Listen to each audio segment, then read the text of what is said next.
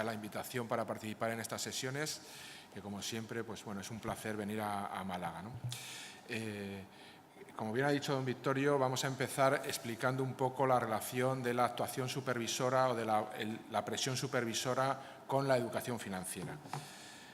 Actualmente, con carácter general, hay tres grandes sistemas en cuanto a modelos supervisores, ¿no? Un modelo supervisor, que es el actual vigente en España, en el cual existen tres organismos supervisores: la Dirección General de Seguros y Fondos de Pensiones, la Comisión Nacional del Mercado de Valores y el Banco de España, que tienen dentro de sus competencias tanto la supervisión prudencial como la supervisión de conducta.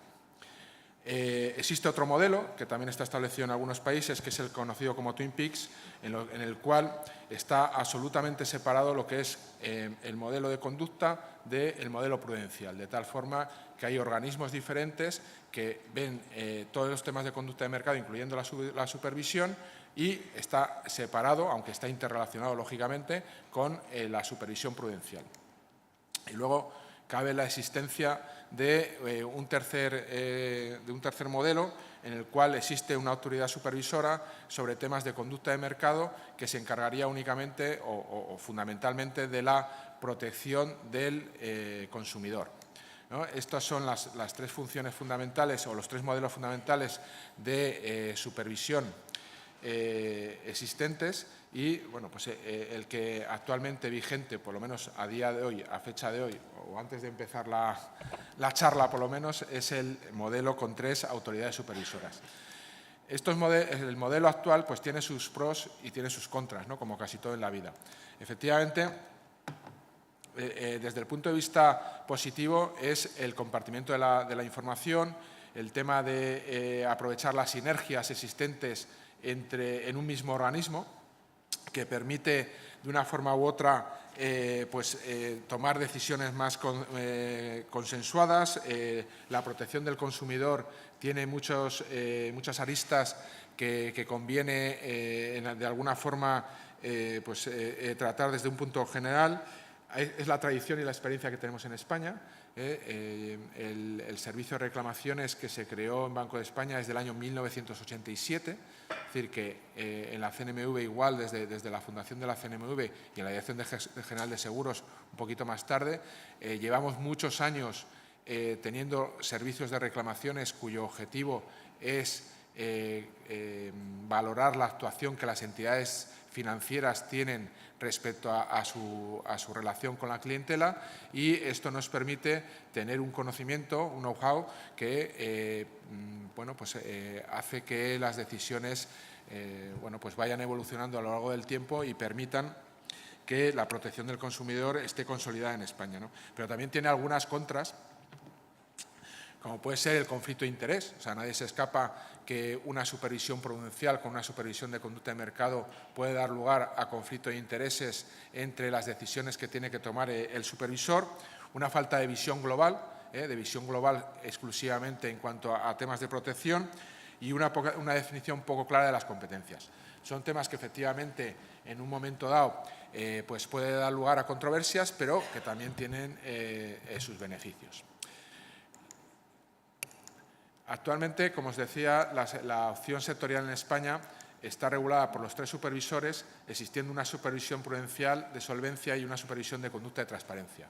Cierto que en Banco de España, que es de lo que sé y de lo que os puedo contar un poco, están en compartimentos estancos, de tal forma que con la creación del Departamento de Conducta de Mercado y de Reclamaciones en el año 2013 se produjo una separación absoluta de lo que es la supervisión de conducta de mercado de lo que era la Dirección General de Supervisión, de lo que sigue siendo la Dirección General de Supervisión, de tal forma que pertenece a direcciones generales diferentes y las decisiones van por caminos absolutamente diferentes hasta llegar a los órganos de gobierno del Banco de España, ¿no? Es un sistema que está funcionando bastante bien, ha dado lugar al establecimiento de una división de supervisión de conducta de entidades exclusivamente dedicada a temas de conducta de mercado, en la que se valoran y se realiza un absoluto seguimiento del comportamiento de todas las entidades. El Banco de España, como tal, no tiene atribuida la función de protección al consumidor, pero dentro de la función fundamental del banco, que es la estabilidad financiera, engarzamos el tema de la protección al consumidor, ¿no?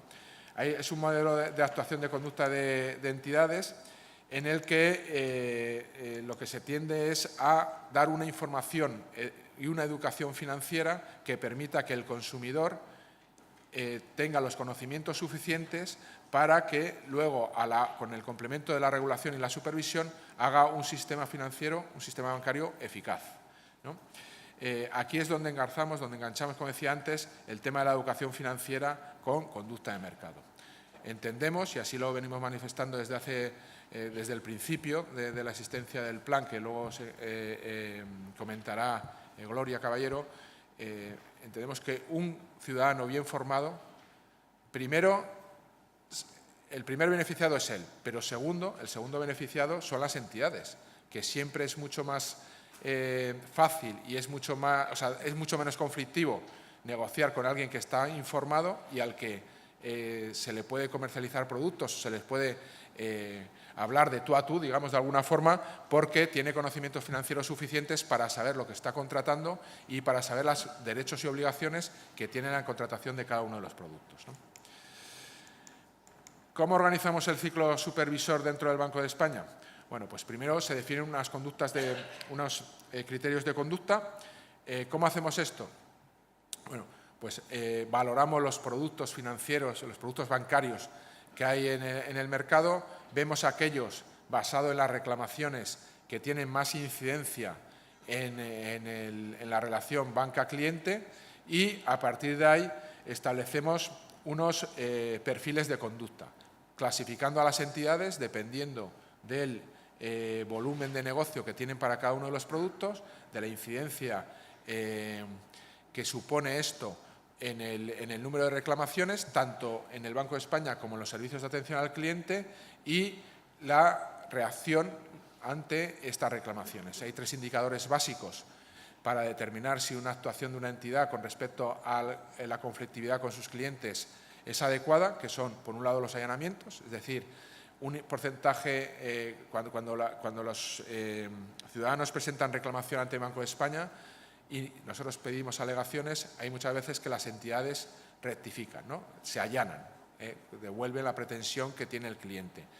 A nuestro entender, un porcentaje elevado de allanamientos es un mal indicador del funcionamiento del servicio de atención al cliente. ¿Por qué? Porque entendemos que ese allanamiento se tendría que haber producido en la fase previa de SAC, de servicio de atención al cliente. No obstante, si llega la reclamación a realizarse un informe por parte del Banco de España, un porcentaje elevado de informes favorables al reclamante también es un mal indicador, seguramente el más importante, del funcionamiento de una entidad. Y ya como tercer estrato, si has tenido un informe favorable al reclamante, el porcentaje de rectificaciones que esa entidad tiene en relación con los informes favorables al reclamante, pues es indicador también del caso que nos hacen. Sabéis que los informes de los 3 supervisores no son vinculantes y esto hace que la rectificación sea voluntaria por parte de las entidades. Esto hace que creemos una serie de prioridades.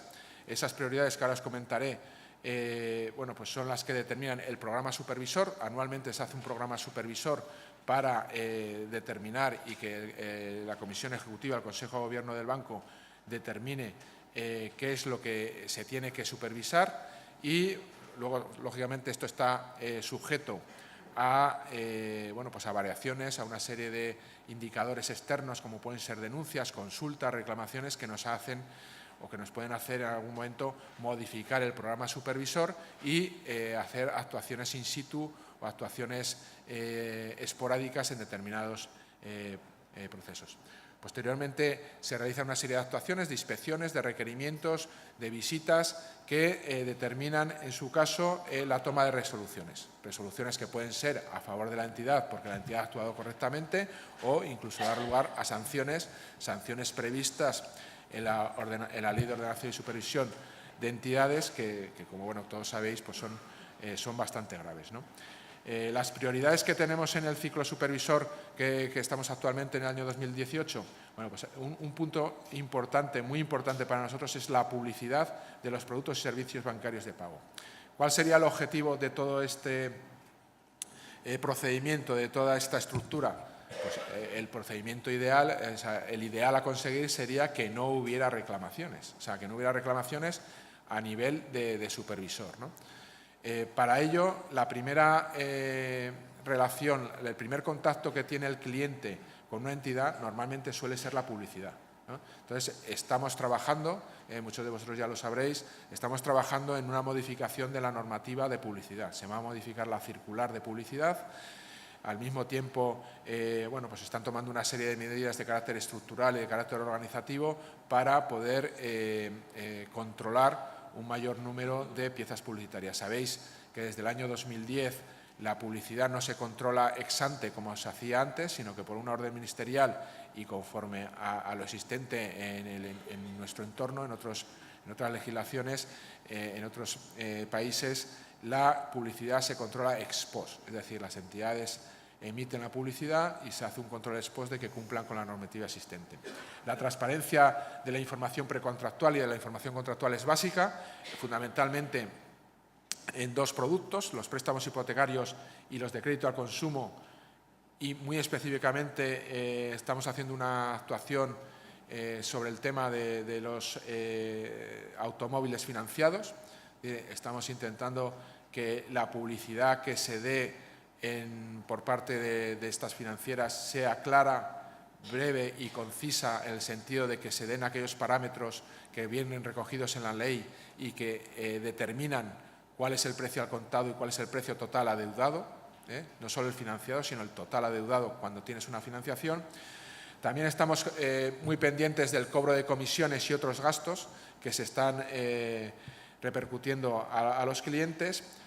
Básico el préstamo responsable, se dio un avance, a mi entender, muy positivo como consecuencia de la aplicación de directivas sobre préstamos hipotecarios para la concesión de préstamo responsable a los ciudadanos, de tal forma que las entidades tienen que asumir la responsabilidad de que el cliente tenga medios suficientes para hacer frente a la financiación que se le está prestando.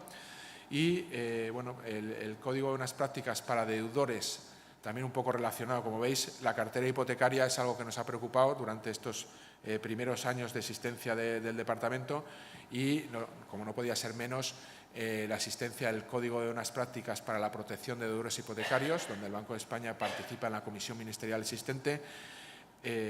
Bueno, pues es uno de los hitos fundamentales que han dado lugar tanto a inspecciones como en algún caso, en alguna entidad, a alguna sanción que se ha hecho pública, ¿no? Hay tres requisitos fundamentales en este Código de Buenas Prácticas, independientemente del umbral de exclusión, pero hay tres hitos que son objeto de supervisión. Uno es el reporte, ¿no? El reporte que tienen que hacer al Banco de España. Otro fundamental es que las entidades tienen que informar a sus clientes de la existencia del código cuando tienen conocimiento de que empiezan a entrar en condiciones de impago del préstamo y ofrecerles, por tanto, la posibilidad de establecer las tres opciones, ¿no? En un primer lugar, la reestructuración viable de la deuda, en su defecto la quita o, como último extremo, la dación en pago. La gestión de las quejas y reclamaciones para nosotros es una fuente fundamental para determinar el servicio de atención al cliente, que ha sido objeto también de supervisión. De hecho, el año 2016 se publicó una adenda en la que se venían recogidos los criterios básicos fundamentales que entendemos que debe cumplir un servicio de atención al cliente, especialmente en lo que se refiere a la autonomía en la toma de decisiones y a su participación en los órganos de control de la entidad, en lo que se refiere a consumidores. Y, bueno, pues estamos preocupados efectivamente con la comercialización actual que se está realizando con el tema de los cauces digitales, ¿no? Que también será objeto de análisis por parte de Gloria. Todo esto nos lleva a un axioma final, ¿no? Es decir, ¿es necesaria la educación financiera? Pues sí, es necesaria la educación financiera. Ya la OCDE, en su momento, definiendo lo que yo creo que ya todos conocemos como la definición de educación financiera, aquella que es necesaria para dotar a los ciudadanos de las herramientas, de los medios suficientes para que tomen decisiones financieras adecuadas y además que sepan en cada momento cuáles son los derechos y cuál es el canal para reclamar si sienten perjudicados esos derechos, nos llevó a que la educación financiera no deja de ser parte de la educación de la vida o de la educación. Nosotros tenemos una anécdota que suelo contar, ¿no? En el programa escolar que realizamos dentro del plan de educación financiera, pues una vez con un profesor de filosofía en su colegio daba educación financiera, ¿no? Nos decía, pero ¿cómo no voy a dar educación financiera si es ética? ¿No? Es ética. ¿Qué mejor forma de entender la ética que con el día a día de las finanzas? Bueno, pero hay otra serie de principios de educación financiera que creo que debemos tener en cuenta, ¿no? La planificación del ahorro, la responsabilidad en la toma de decisiones, la asunción del riesgo, saber qué riesgo estamos tomando, ¿no? En la reciente encuesta de competencias financieras que se ha hecho por parte del Plan de Educación Financiera, pues alguna de las preguntas que se ha hecho demuestra que más del 50% de la población española no sabe lo que es diversificar los riesgos, ¿no? Bueno, tenemos que tender, y es uno de los retos que tenemos dentro de la educación financiera, a que los conocimientos primen sobre la costumbre, sobre los hábitos que tenemos en la toma de decisiones financieras. Sería bueno que fuera en toda toma de decisiones, pero bueno, centrándonos en la financiera, eso es un poco lo que desearíamos, ¿no? Otra de las recomendaciones de la OCDE y con la que estamos completamente en sintonía es que la educación financiera cuanto antes se adquiera por parte del ciudadano mucho mejor, porque la facilidad, no solo la facilidad de aprender conocimientos, sino la de crear hábitos financieramente responsables es mucho más fácil cuanto más joven tienes acceso a este mundo, ¿no? ¿Para qué la educación financiera? Bueno, pues yo creo que a esta altura no hay ninguna duda de que la educación financiera es objeto de inclusión financiera. En realidad, en España la inclusión financiera pues está al 97%, ¿no? Según los últimos datos que tenemos, con lo cual no es uno de los objetivos que hay. Pero sí que es cierto que estamos detectando cierta exclusión financiera, sobre todo en las personas más mayores, que precisamente por acceso a estos medios digitales pues pueden quedarse fuera de los servicios de pago habituales que pueda haber. Hay una tendencia también a la sobreconfianza, al sobreendeudamiento, porque esto puede ser consecuencia precisamente de que cuanto más educación financiera tienes, más tendencia puedes tener a creer que sabes y tomar decisiones erróneas, ¿no? Todo esto va un poco en base con el tema de la protección de los consumidores e inversores y asegurados, ¿no? Que es una de las patas fundamentales de la educación financiera. Formar a gente para que ellos mismos tengan un marco de protección, de autoprotección, que le permita conocer en cada momento aquello que se está dando. De tal forma que se empoderen para tener un mayor bienestar social y favorecer la estabilidad financiera del sistema financiero, ¿no? Que al final es algo que beneficia a todos, ¿no? Aparte de esto, bueno, pues la educación financiera tiene también otra serie de parámetros y otra serie de importancia a la hora de equilibrar las asimetrías de la información, ¿no? Alcanzar niveles de educación, de protección adecuados para los consumidores y, sobre todo, recuperar la confianza en las entidades financieras. ¿Por qué? Porque esto es básico no solo para las entidades, sino también para el cliente. El cliente con esto evita el sobreendeudamiento y las entidades pues reducen o evitan en gran medida la insolvencia. Con lo cual, y para terminar, lo que os queríamos transmitir es que la educación financiera es buena para todos y todo el mundo sale beneficiado de que los ciudadanos españoles estemos cuanto más formados, mejor.